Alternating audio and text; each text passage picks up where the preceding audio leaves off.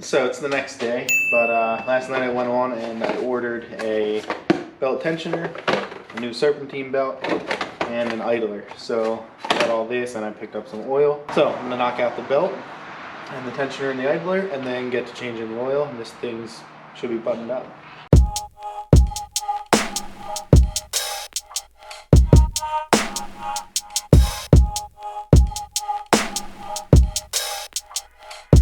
Well, I've got one wrong part. So the tensioner's right, the belt, actually I didn't check yet, but I'm gonna guess that's right.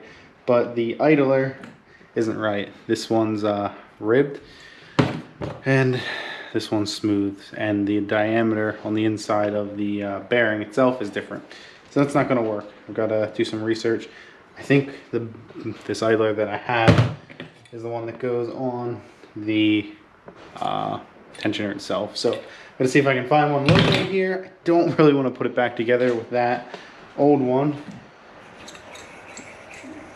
because that could be where the squeak's coming from, but gotta figure that out. Well, the wrong part was my fault. I ordered the cheaper part when I searched idler pulley, and instead of actually reading the differences, and it says that the one I ordered is intended for the tensioner and the other one is just the idler. So I'm gonna run back. Luckily they have it in stock. I'll run back and swap out and get the right one.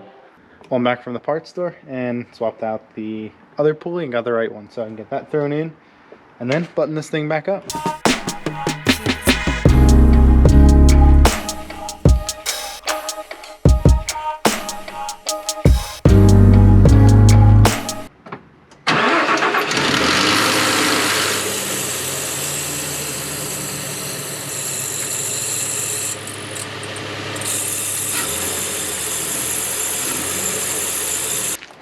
Well, that sounds worse than what I started with, so I've got to figure that out.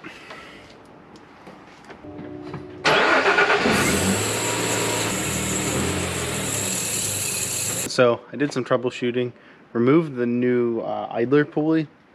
It was essentially locked up. As soon as I tightened it, that bearing would just like seize in place. It wouldn't spin when it was tight. So I put the old one back on.